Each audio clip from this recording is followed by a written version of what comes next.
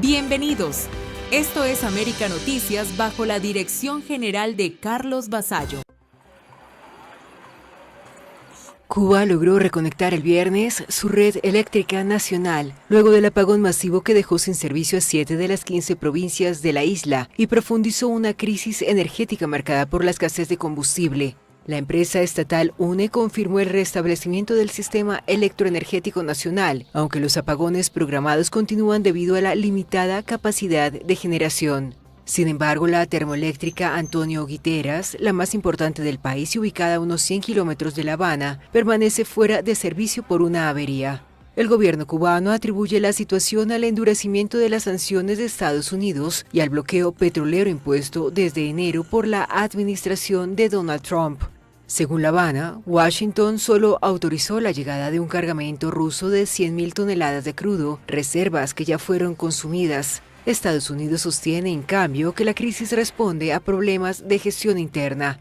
Con 9,6 millones de habitantes, Cuba enfrenta una severa falta de diésel y fuel oil, lo que ha provocado cortes eléctricos de más de 20 horas diarias en la capital y apagones de jornada completa en varias provincias. En los últimos días, los cortes de energía desencadenaron protestas nocturnas en La Habana, con cacerolazos y quema de contenedores de basura. Este viernes, además, entró en vigor una nueva medida gubernamental que fija precios variables en dólares para la venta de combustible en estaciones estatales, muchas de ellas paralizadas por falta de suministro.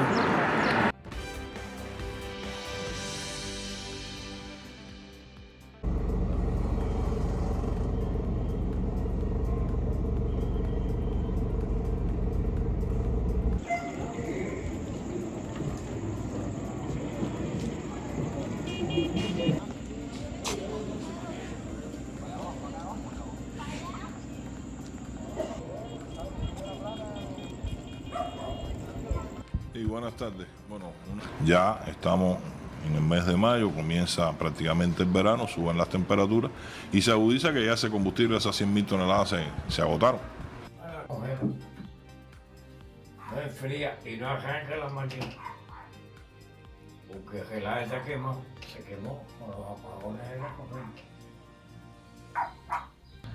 Todos los días pasa esto. A las 5, a las 6, 5, ayer se fue a las 5.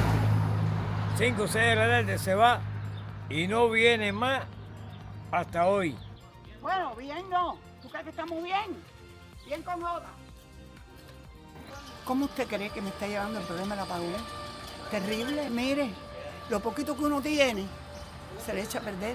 Tienes que comprar para el momento. Y yo soy una jubilada, ¿usted sabe cuánto yo gano? 3.056 pesos. Creo que va a ser peor.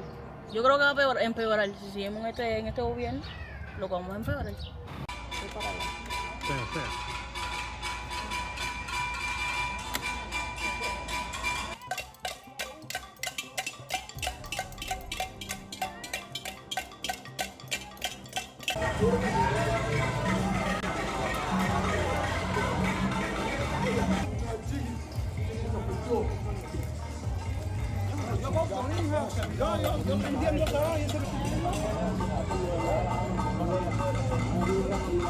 ¿Te han caminado La Habana de noche?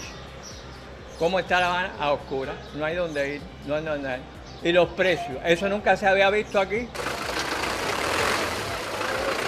Muchos carros están parados, hay un déficit tremendo de combustible, hay una inflación que se creó, el dólar subió. Tratando de resistir y llevando la vida como la llevan todos los cubanos con toda la situación que hay. Pero me siento feliz y orgulloso de vivir en Cuba. Y aquí hay que enterrarme, de aquí no me saca nadie. En la jornada informativa de hoy, La Habana se levanta contra el régimen. Fogatas, barricadas y enfrentamientos con la policía sacuden otra noche de protestas en la capital cubana. Les contamos. Trump regresa de China y Cuba vuelve al centro de la Casa Blanca. El presidente dice que los cubanos necesitan ayuda mientras aumenta la presión sobre el régimen. Les contamos. Nuevas revelaciones sobre la visita secreta de la CIA a La Habana. El jefe de inteligencia de Estados Unidos se reunió con figuras clave del aparato represivo cubano. Tenemos los detalles. Rubio le pone límites al castrismo. Washington mantiene los 100 millones de ayuda para Cuba, pero advierte que el régimen no tocará un solo dólar. Trump presume acuerdos fantásticos con Xi Jinping, pero evita comprometerse sobre Taiwán en medio de la creciente tensión entre Washington y Beijing. Información confiable y al momento aquí en América Noticias. Comenzamos.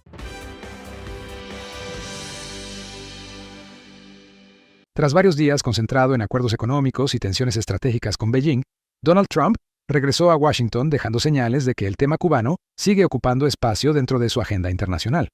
Durante el vuelo de regreso en el Air Force One, el mandatario fue preguntado sobre la situación en la isla y respondió con una frase corta pero significativa: los cubanos necesitan ayuda. El comentario se produce en un momento en que la administración republicana evalúa nuevos escenarios hacia Cuba, mientras la crisis interna del régimen se sigue profundizando. La referencia a Cuba no pasó desapercibida porque ocurre justo después de una gira en China, donde Trump buscó reforzar su relación con Xi Jinping, principal respaldo económico y político del régimen cubano en el escenario internacional. Analistas en Washington consideran que el tema de Cuba habría estado indirectamente ligado a varias conversaciones regionales durante el viaje. Además, el regreso de Trump coincide con señales de creciente actividad diplomática y de inteligencia alrededor de La Habana. En las últimas semanas, funcionarios estadounidenses han aumentado contactos y evaluaciones sobre la situación cubana, mientras dentro de la isla empeoran las tensiones sociales, el desgaste económico y la presión sobre el sistema eléctrico nacional. Trump también evitó responder directamente sobre versiones que apuntan a una posible investigación relacionada con Raúl Castro y el caso Hermanos al Rescate. Sin confirmar ni negar, el presidente dejó el asunto en manos del Departamento de Justicia. No quiero opinar sobre eso y dejar que DOJ lo haga, pero necesitan ayuda, como saben. Y hablando del país, es una nación o un país en decadencia. Así que veremos que tenemos mucho de qué hablar sobre Cuba, pero quizás no hoy. Pero el detalle político importante fue otro. Incluso después de una visita dominada por China, comercio y seguridad global, Trump volvió a mencionar a Cuba durante su regreso. Y eso en Washington suele interpretarse como una señal de que vienen nuevos movimientos sobre la isla. Soy Enrique López, para América Noticias.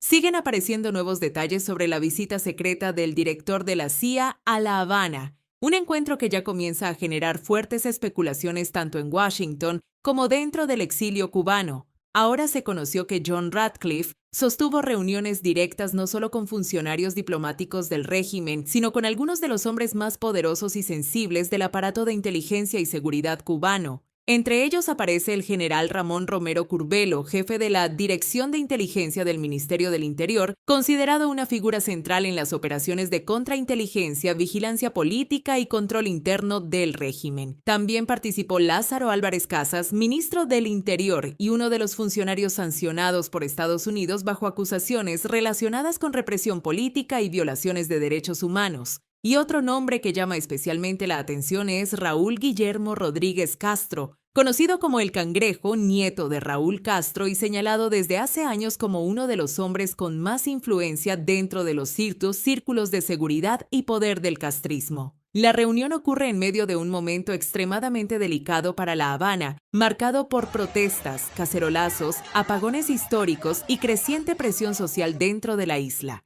Mientras tanto, desde Washington continúan enviándose señales contradictorias. Por un lado, aumentan las sanciones y el discurso duro contra el régimen, y por otro aparecen contactos directos de máximo nivel entre la CIA y figuras clave del aparato cubano. El propio régimen confirmó oficialmente los encuentros e intentó utilizarlos para insistir en que Cuba no representa una amenaza para la seguridad de Estados Unidos y que debería salir de la lista de países patrocinadores del terrorismo. Pero más allá del discurso oficial, lo que realmente está provocando preguntas es otra cosa. ¿Qué tan grave será la situación dentro de Cuba para que, en medio del caos interno y la tensión política, Washington y el corazón del aparato de inteligencia castrista estén sentándose nuevamente cara a cara? Soy Leticia Grau para América Noticias. Marco Rubio volvió a endurecer el tono contra el régimen cubano al explicar públicamente las condiciones que Washington exige para entregar los $100 millones en ayuda humanitaria destinados al pueblo de la isla.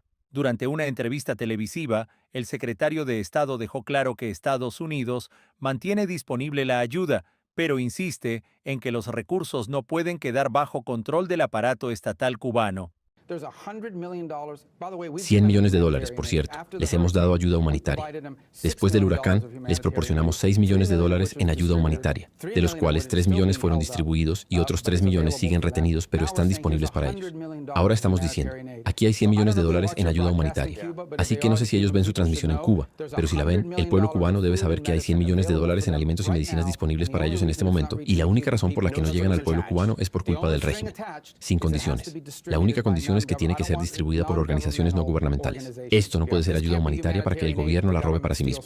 Las declaraciones llegan en medio de una situación cada vez más crítica dentro de Cuba. Este jueves, incluso la Embajada de Estados Unidos en La Habana emitió una alerta de seguridad advirtiendo sobre la creciente inestabilidad de la red eléctrica nacional y las protestas registradas en distintos puntos de la capital cubana. El comunicado alertó sobre apagones diarios, problemas con el suministro de agua, falta de combustible y dificultades de comunicación en toda la isla. La advertencia ocurre apenas un día después de los cacerolazos y bloqueos de calles registrados en varios municipios habaneros, donde vecinos salieron a protestar por la falta de electricidad y alimentos. Mientras tanto, el propio gobierno cubano reconoció recientemente que el país prácticamente se quedó sin reservas de diésel para sostener el sistema eléctrico nacional. En este escenario, la propuesta impulsada por Washington contempla alimentos y medicinas distribuidos mediante entidades independientes como la Iglesia Católica, evitando que el dinero y los suministros sean controlados por el régimen. A todo esto se suma además la enorme expectativa provocada por la reciente visita secreta a La Habana del director de la CIA, John Ratcliffe, quien sostuvo reuniones de alto nivel con representantes del castrismo en medio de crecientes rumores sobre posibles negociaciones entre ambos gobiernos. Mientras la crisis sigue golpeando a millones de cubanos, el régimen enfrenta ahora un escenario incómodo: aceptar ayuda internacional sin poder controlarla políticamente. Seguiremos informando. Soy Camilo Lavastilla para América Noticias. El presidente estadounidense Donald Trump afirmó el viernes haber alcanzado fantásticos acuerdos comerciales con su homólogo chino Xi Jinping al cierre de una cumbre en Pekín marcada por negociaciones económicas y tensiones geopolíticas.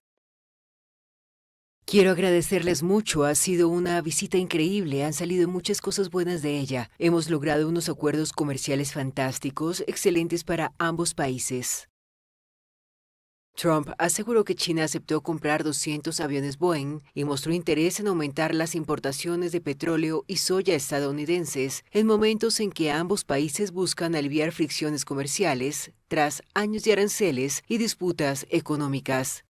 Esta visita ha sido histórica y emblemática, durante la cual hemos establecido una nueva relación bilateral, una relación internacional constructiva y estratégica. Puede describirse verdaderamente como una visita que marca un hito. Además, hemos obtenido resultados significativos en nuestra cooperación, que también han contribuido en gran medida a los asuntos internacionales.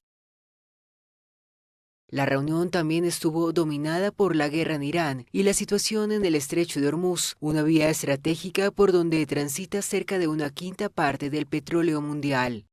Washington afirmó que ambas potencias mantienen contactos para evitar una escalada regional, mientras Pekín pidió un alto el fuego duradero y la reapertura de las rutas marítimas. Hablamos sobre Irán, tenemos opiniones muy parecidas sobre Irán, queremos que eso termine y no queremos que tengan un arma nuclear, queremos que los estrechos estén abiertos.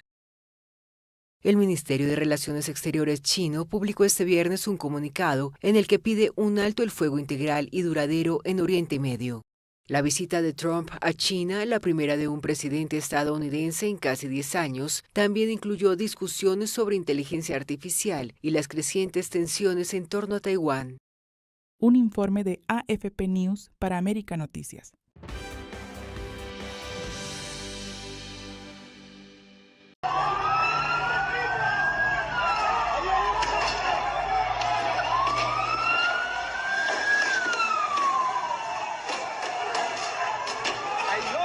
La tensión social en Cuba ya no se limita a cacerolazos aislados. Después de varios días consecutivos de protestas, anoche, La Habana volvió a explotar con barricadas, fogatas y enfrentamientos contra la policía en distintos municipios de la capital. Guanabacoa fue uno de los puntos más calientes de la noche. Videos difundidos en redes sociales muestran a vecinos desafiando a patrullas policiales, lanzando piedras y enfrentándose a agentes del régimen, mientras en varias zonas se reportaban cortes masivos de Internet para intentar frenar la difusión de las protestas, pero el estallido ya se extiende por toda la ciudad. En los últimos días hubo manifestaciones en San Miguel del Padrón, Luyanó, Marianao, Mantilla y Playa, con consignas de libertad, corriente y comida y abajo la dictadura. La gente está cansada de apagones de hasta 20 horas, de no tener comida, combustible ni agua y de vivir en un país donde el propio régimen admite que prácticamente se quedó sin diésel ni fuel oil para sostener el sistema eléctrico. La crisis energética ya es total. Este jueves volvió a salir de servicio la termoeléctrica Antonio Guiteras, la más importante del país, mientras Cuba apenas logra generar una fracción de la electricidad que necesita diariamente.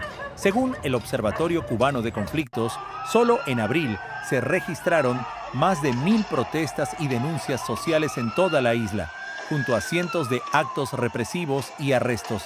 Y aunque el régimen intenta contener la situación con patrullas, motos policiales y apagones de Internet, las imágenes que siguen saliendo desde La Habana muestran algo cada vez más evidente. El miedo empieza a cambiar de lado. Les mantendremos informados. Soy Camilo Lavastilla para América Noticias.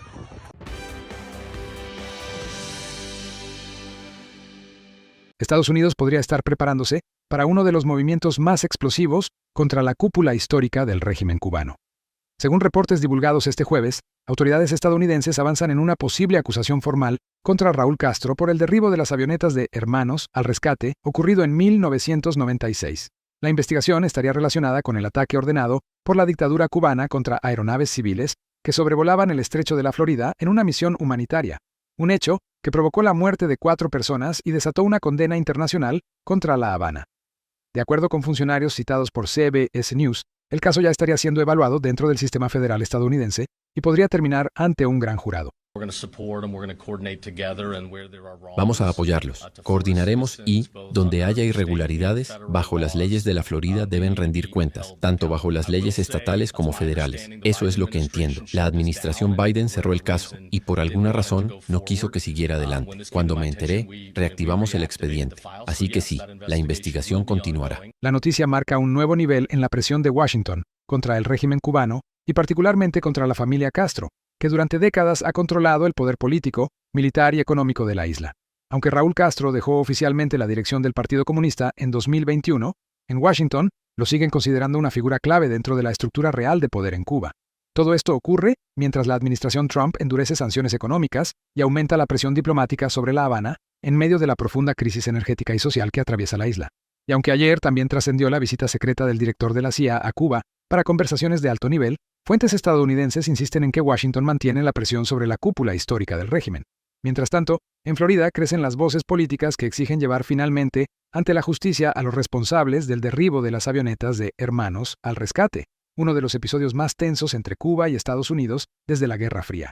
Y ahora, casi 30 años después de aquel derribo que conmocionó al exilio cubano, la posibilidad de ver a Raúl Castro enfrentando cargos en Estados Unidos vuelve a colocar a la vieja guardia del régimen bajo una presión internacional como pocas veces antes, informó Enrique López para América Noticias. Para que estés mejor informado, te dejamos con nuestras noticias en un minuto. Marrero ordenó repartir mejor los apagones en La Habana, una frase que suena seca, pero que en el contexto cubano expresa mucho más de lo que parece. Como se explicó ayer en la noche, han entrado unidades generadoras ya, entró unidad número 2, la termoeléctrica de Santa Cruz, entró nuevita, o sea que se han incorporado las unidades generadoras que estaban fuera de servicio por o sea, lo que estaba relacionado con el evento del sistema. Para el día de hoy, adicionalmente, se nos va a incorporar la unidad número 6 de la termoeléctrica del Mariel, que eso incorpora un nivel tan importante también de generación que ayuda a disminuir las afectaciones. La máxima afectación de ayer fueron 1.991 MW, para mediodía de hoy estamos hablando de 1.350 y una disponibilidad en la máxima demanda de 1.610 MW con 3.220 megawatts de máxima demanda pronosticada, que son una afectación de 1.639 megawatts, ya considerando, por supuesto, el sistema con todas las provincias conectadas al sistema eléctrico nacional. No se trata de anunciar que el problema eléctrico se va a solucionar, sino de reconocer que los apagones son parte de la normalidad y hay que organizarlos de forma más equitativa entre los barrios de la capital. Esa instrucción refleja que el Estado ya no habla de garantizar el suministro, sino de administrar la carencia y limitar el malestar que más duele en la vida diaria. La decisión llega en medio de una de las peores crisis energéticas del año, con déficits diarios que rozan los 2.000 megavatios y cortes que llegan a 20 o 22 horas en algunos circuitos. En ese contexto, repartir los apagones significa que el gobierno asume que no hay combustible ni capacidad de generación para sostener un servicio estable, y que la única carta que le queda es la gestión política del racionamiento. Eso convierte a los apagones en un mecanismo de control, no solo limitan el consumo, sino que también van restando fuerza al descontento, al hacerlo más previsible y menos concentrado. Para la población, la diferencia no es nada alivio, es resignación. La luz sigue fallando, los equipos se dañan, el trabajo se interrumpe y la vida cotidiana se vuelve todavía más difícil. La única novedad real es que el poder público ya ni se molesta en prometer estabilidad, ahora solo habla de cómo repartir la oscuridad. En ese sentido, la frase de Marrero funciona como un candente retrato de la Cuba de hoy, un país que no solo sufre apagones, sino que aprende a aceptarlos como parte del sistema, no como un error que se pueda corregir. Dron estadounidense MQ-4C Tritón operó dentro de territorio cubano en el sur de Cuba. Se le pudo ver sobrevolando la Isla de la Juventud y luego entró a la provincia de Pinar del Río. Un dron militar MQ-4C Tritón de Estados Unidos habría sobrevolado territorio cubano este jueves, en una maniobra que volvió a elevar la tensión entre Washington y La Habana. De acuerdo con los datos difundidos en plataformas de rastreo aéreo y cuentas especializadas, la aeronave fue detectada pasando sobre la Isla de la Juventud y sectores de Pinar del Río, en el sur del país. La presencia de este aparato en la zona no pasó inadvertida porque se trata de una de las plataformas de vigilancia más avanzadas de la Marina estadounidense. El MQ-4C Tritón, identificado con el código BLCAT 6 y la matrícula 169.659, está diseñado para inteligencia militar, reconocimiento marítimo, vigilancia electrónica y monitoreo estratégico de largo alcance. Según la información difundida, puede permanecer más de 24 horas en vuelo a gran altitud, apoyado en radares y sensores de alta precisión que permiten seguir movimientos navales y obtener datos en tiempo real. Por eso, su aparición cerca de Cuba se interpreta como una operación de vigilancia de alto nivel y no como un vuelo rutinario. El incidente ocurre en medio de un aumento visible de operaciones aéreas estadounidenses alrededor de la isla, donde en los últimos meses también se han detectado drones MQ-4C Tritón, aviones P-8A Poseidón, aeronaves RC-135V Rivet Joint y otros medios de patrullaje marítimo. Analistas citados en coberturas recientes sostienen que esta mayor actividad coincide con el endurecimiento de la presión política y económica de Washington sobre el régimen cubano. Al mismo tiempo, el gobierno de Estados Unidos ha endurecido sanciones contra Gaesa y ha descrito a Cuba como una amenaza de seguridad, mientras en la isla siguen los apagones, las protestas y el deterioro económico. Hasta ahora no hay una declaración oficial del gobierno cubano sobre este supuesto ingreso del dron al espacio aéreo nacional, ni tampoco un comentario público del Pentágono sobre la operación detectada. Aún así, las trayectorias compartidas en redes han alimentado el debate sobre el aumento de la presencia militar de Estados Unidos en el Caribe y sobre el nivel de tensión que rodea a Cuba en este momento. Gerardo Hernández Nordelo terminó reconociendo sin querer que protestar en Cuba tiene un costo real. Todo comenzó cuando respondió con burla a un mensaje de Yotuel en apoyo a las protestas de La Habana, pero al escribir que él no tuvo el valor de hacer lo que pide a otros. Dejó entrever que manifestarse dentro de la isla sí implica riesgo. Después fue aún más directo al decir que es menos peligroso mirar las protestas desde un sofá a miles de millas, frase que confirma lo que el régimen casi nunca admite de forma abierta. Salir a la calle en Cuba puede traer consecuencias. Sus mensajes llegaron justo después de una noche de cacerolazos, consignas, quema de contenedores y bloqueos en varios municipios de la capital, en medio del peor déficit eléctrico del año. La crisis energética empujó la tensión social al límite y dejó otra vez en evidencia el malestar acumulado en la población.